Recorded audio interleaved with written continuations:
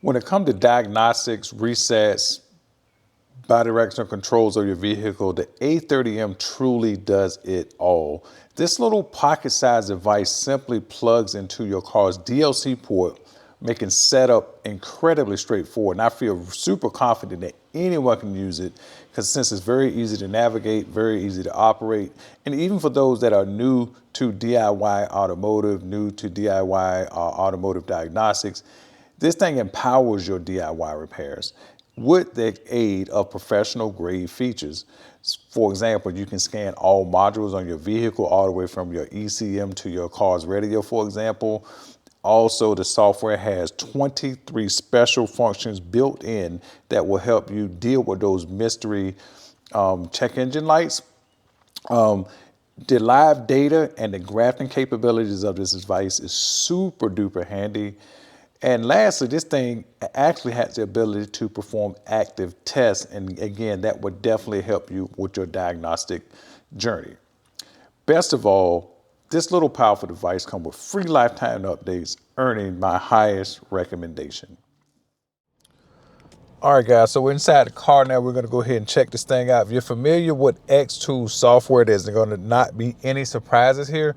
And that's a very good thing because that means you're going to get all the bidirectional controls that you're going to get when you get, say, a higher costing version of this tool. And that's why I recommend this scan tool. First of all, the low cost. Second of all, free lifetime updates. And this thing is phenomenal. All right, so first of all, let's take a look at the special functions menu here. We're going to have 23 resets here, 5, 10, 15, 20, 23 different resets, as you can see here, which is pretty amazing. Also, if you're just curious, you can go under this menu here. You got ODB2 up here in the right corner if you need to use that versus using manufacturer-specific software. And look at all these vehicles for Asia, China, for example, Europe, America, and Australia. So again, this thing is super worldwide and can handle almost anything that you throw at it. So anyway, let's go ahead and put it to the test and go ahead and do an auto scan. We're going to scan the system, take a look at some live data, and see what else we can do with this thing, because I'm excited for it and show you guys, because again, this still hands down is the what I consider to me is the best bang for your buck right here. And again, this XTOOL, I'm very familiar with that software. I'm very familiar with that scan tools.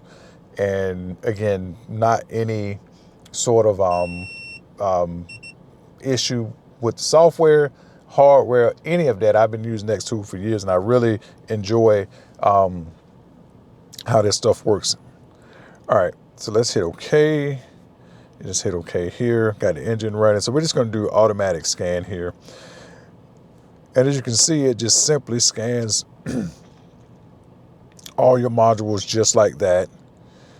And one thing I do like about it is that it puts, when you finish with scanning, it puts any module that has a fault code in it up to the top of the list. So that way you don't have to scroll through the list and accidentally miss it. Like, for example, I've already seen 3 modules that have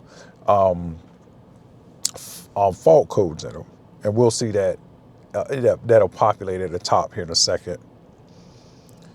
And just like that, we're almost finished.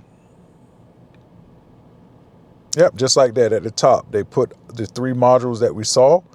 So front view cam, and all of these, again, we'll take a look at what it looks like when you have a fault code. Although it's not one of the ECM, like if you have one in your ECM, you can pretend that this is like the same thing.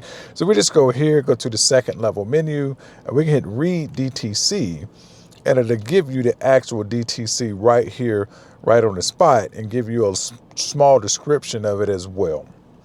All right. So let's go back. Since we've done that, we saw the scan was pretty fast. No issues there. All the other modules passed check. Now, if you want to do a DTC report here, actually, you can just go ahead and hit report here, and it'll actually make a report here for you. And you can actually scan, save this, or you can email it to somebody as well. We're just going to hit exit. DTC report right here. it sort of just gives you a quick overall, all of the DTCs that came up in this car. So this is just a DTC report, so you don't have to go into the individual modules if you want to do it that way as well. It also gives you if it's current or if it is history code. So again, it looks like I got some tire pressure sensors to be changing at some point soon. Maybe I'll make a video on that. Who knows? If I can get maybe another, get me some more tire, some more, what I want to say, the TPMS sensors. All right, so let's go ahead and jump into diagnostics of the ECM. This is a automatic.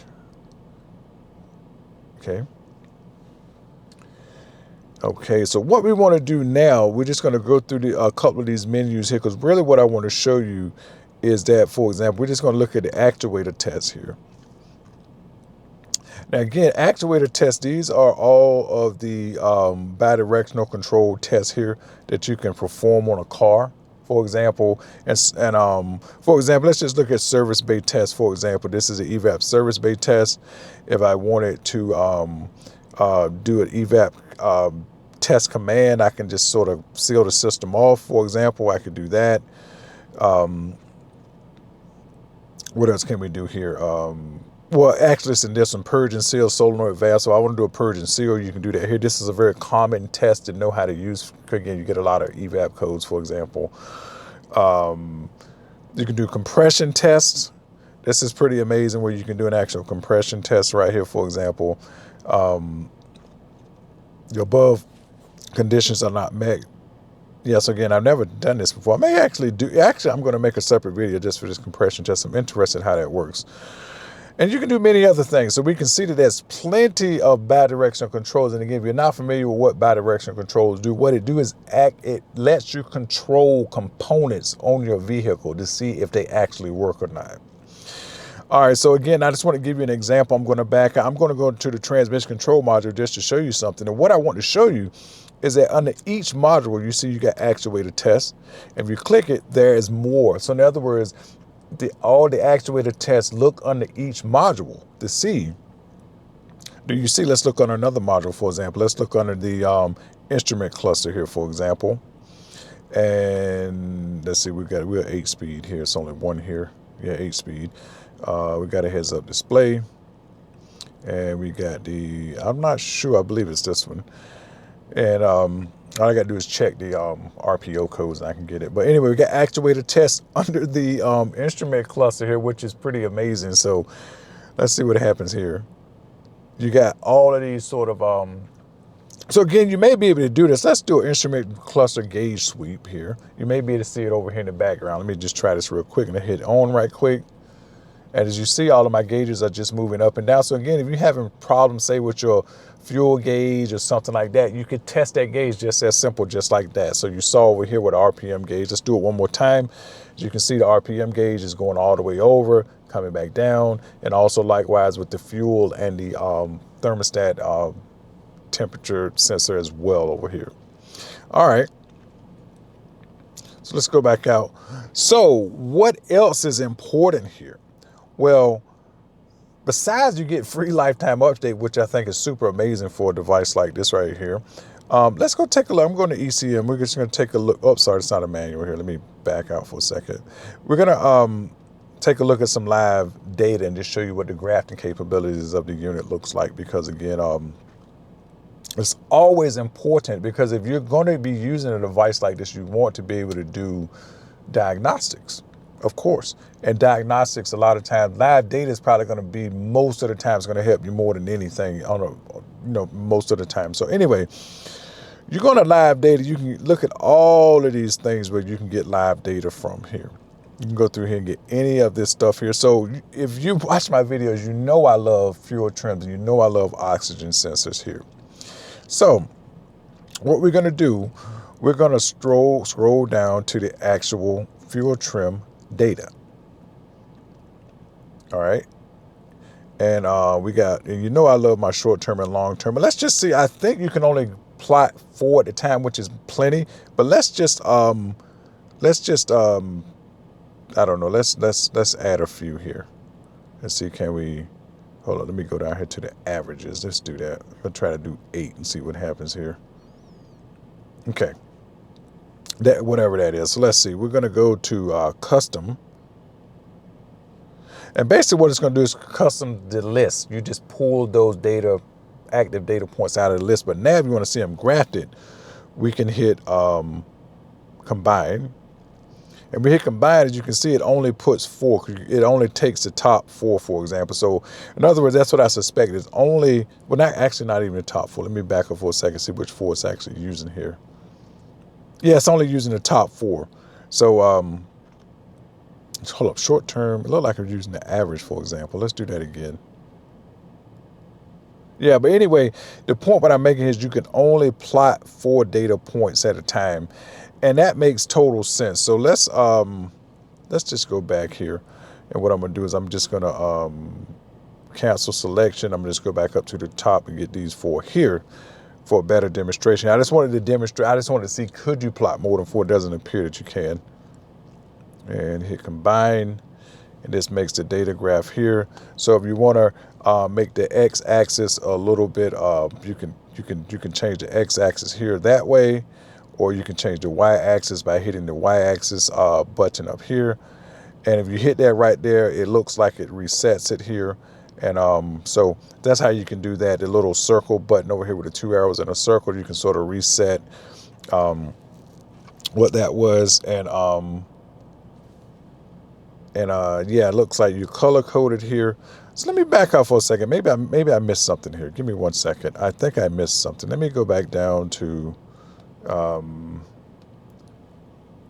let's go to oxygen systems. Just add those and hit combine again. Oh, actually it does put all 8. Sorry, I that's why I looked at the top, and as you see up top, it is 8. So anyway, you can do 8 graphs with this thing at the same time. That's pretty amazing.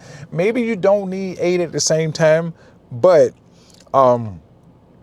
you know, you do have that availability if you need it. So let's go back and just add a few more and see what will happen if will it even allow. I don't think it will.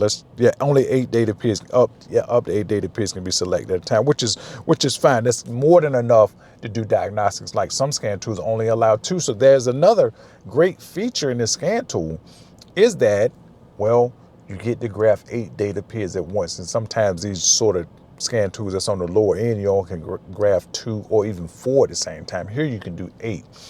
Now, this may not seem like a big deal, but to me, being able to use this on a tablet, to me, is an actual feature. Some of these scan tools, at like the $100 scan tools or the Bluetooth, you know, and scan tools you use, you can only download the app on a phone. And that's all well and good. The phone is great, but maybe somebody wants to use it on a tablet. So you got an option to use this thing on a phone or a tablet. I recommend using the tablet because almost just like you have a nice big boy scan tool this way, but don't let the little size of this thing fool you. This thing is amazing. This thing has lots of features, and it will not let you down, especially if you're a DIYer. And hey, if you're a professional, even on the go, and you just want a quick scan tool just to run out with, that has pretty much any active test that a $800 or $600 scan tool may have, this little Bluetooth scan tool right here do that.